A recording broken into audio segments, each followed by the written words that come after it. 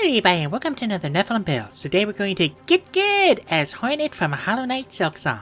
As always, keep in mind that these videos are about capturing the spirit of the character rather than capturing their abilities perfectly. With that said, let's start with ability scores. Using the standard point where I put the 15 to dexterity. Silksong's combat and general gameplay are much more acrobatic than Hollow Knight, so Hornet needs to be as well. After that's the 14 in wisdom. You gotta take your time and pay very close attention in this game to get the upgrades you need. Or, you could just blast through as quickly as possible for the sake of content, missing out on important tools, upgrades, or even just not having enough currency. Weirdly enough, that seems to make things harder for people. Up next is the 13 in Constitution. You really don't have a whole lot of health when everything does double damage. We'll put the 12 in Strength for some hops, the 10 to Intelligence, and then dump Charisma. Hornet's pretty straightforward, no nonsense, and to the point. Not the most sociable personality. And yes, Hornet has fucked, that's been confirmed. But let's get real, most women don't have to try that hard to get laid. The real trick is finding someone actually worth getting in bed with. What are we talking about? Oh, right. For species, we're going to go with 3 green, same as the knight. We get dark vision at 60 feet, sleepless, chameleon carapace, secondary arms, and 3 green telepathy. Still can't use the extra arms, but at least we're size medium this time. We'll make a custom background putting our increases into wisdom and dexterity. We'll also pick acrobatics and performance, take the loot for the needle in, and the magic initiate wizard feat. We'll take true strike for a charge attack, mending for tool repair, and magic missile for pale nails. Yes, I did just get the last silk skill first. Moving on to class, we're going to start off as a ranger. We'll get strength and dexterity saving throws, pick athletics, perception, and survival, and be proficient with light and medium armor, shields, and all weapons. At level 1, we get favored enemy and weapon mastery. Now this is where you pick your crest. We're going to go with the rapier for the hunted crest, but you can easily pick short sword for wanderer, whip for witch, spear for architect, and something heavy for reaper. I also recommend darts for pins or light hammers for chakra's rings. Pashanka! By the way, you probably want to know what I think about the crests. To start, Hunter is my go-to. You have it the longest, so you have more time to get used to it. It's got a great balance of speed and reach, and as long as you don't get hit, you'll do more damage. I've also got a great combo where I use the dash attack followed by 2 neutral airs. And if I'm feeling really spicy, I'll replace the second neutral air with a dive attack just to keep the combo going. Next is the Reaper. The extra silk generation is great for drawn out fights, the range is good, the pogo is excellent, and the hits are satisfying. The problem is that it doesn't do extra damage to make up for its slow speed, so it falls off. Great if you want to take your time, but I like to get aggressive. After that is the Wanderer. Old reliable, the OG moveset. The short range sucks and I just don't need that many yellows. Hell, I barely need the standard 2+ Vesticrest. By the way, those should have let you choose yellow or blue for both slots. Next comes the Beast. I want to like this one, but I need at least 3 blues. 1 for Injector Band, 1 for Reserve Bind, and 1 for Fun.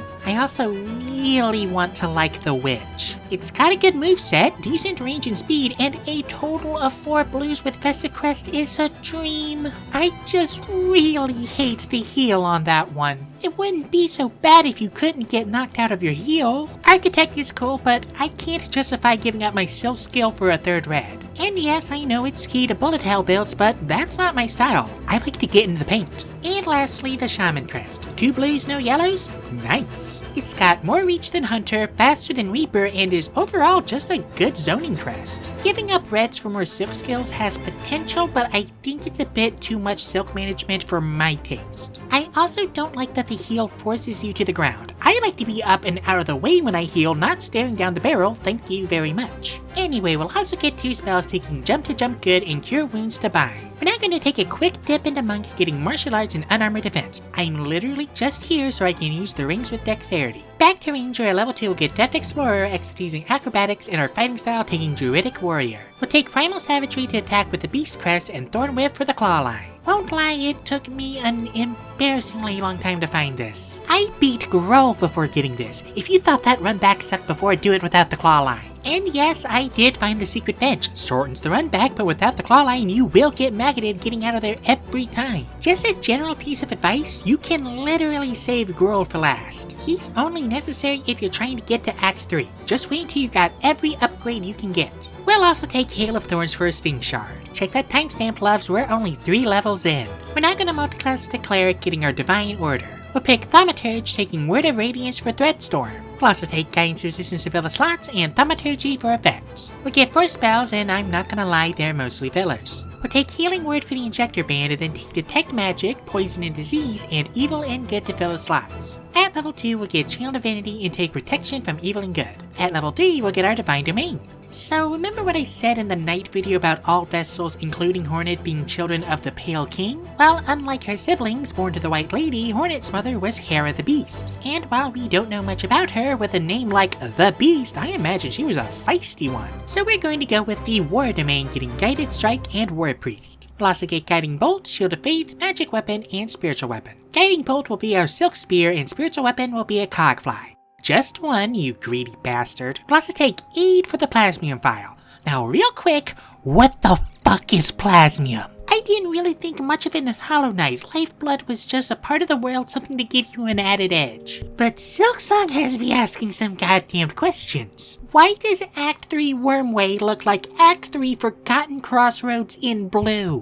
Why is Lifeblood acting like the Radiance Infection? Is there a higher being behind this too? Can we get some DLC on this shit? Honestly, I've been replaying Code Vein to get ready for the sequel next year, and between that and Silksong, I've got some ideas I want to write down. We need to hurry up and finally get this channel monetized so I actually have time for that shit. Okay, focus. At level 4, we'll take the Defensive Duelist feat, bumping Dexterity. Clashing is so goddamn satisfying. We'll also take Sacred Flame for the Shaman Crest and Prayer of Healing to rest at a bench. At level 5, we'll get Seer Undead for Rune Rage. These enemies have to count as undead, right? Also, hot take, but Rune Rage is the worst silk skill. Takes too long to go off, you can get knocked out of it, and you lose the silk anyway. Plus I get Crusader's Mantle and Spirit Guardians from our domain. It's a stretch, but if you pop Guardians and drop concentration immediately, you can pretend it's the Claw Mirrors. Actually, I can work with that, give me a level. We'll take Protection from Energy for the Magma Bell and Speak with Dead for the Needler. I know there's already a lot in this game, but I wish this worked on more corpses. At level 6, we'll get Word God's Blessing and take Aura of Vitality. Use this for an alternate injector band and add Cure Wounds for the multi-binder. And if you add concentration-free Spirit Guardians, you're basically spamming Bind with Claw Mirrors. At level 7, get Blessed Strike's Divine Strike, Fire Shield and Freedom of Movement, ignore both, and take Death Ward for Fractured Mask. I regret to say I didn't find the modeled Scar until they were already dead. Back to Ranger. At level 3, we get our Ranger Conclave taking the Hunter. We get Hunter's Lore and Hunter's Prey taking Horde Breaker. There are a lot of ganks in this game.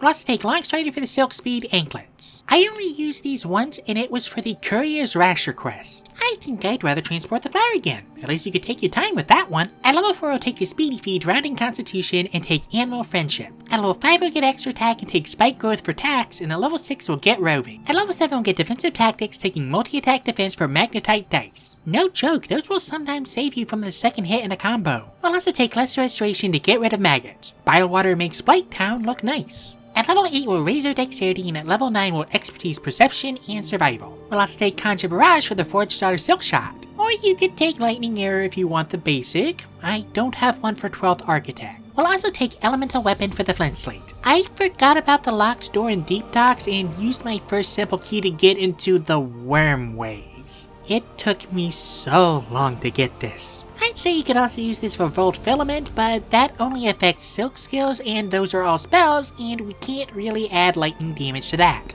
Shame. At level 10, we'll get Tireless. Back to Cleric. At level 8, we'll take the Boon of Combat Prowess, capping Dexterity. We'll also take Locate Creature to find all the fleas. Lastly, at level 9, we'll get Hold Monster and Steel Wind Strike. Ignore the first, the second is Cross Stitch. Best Silk skill in the game, bar none. No, I don't care how much Threadstorm does with Volt Filament. It's not about the damage. It's about aura.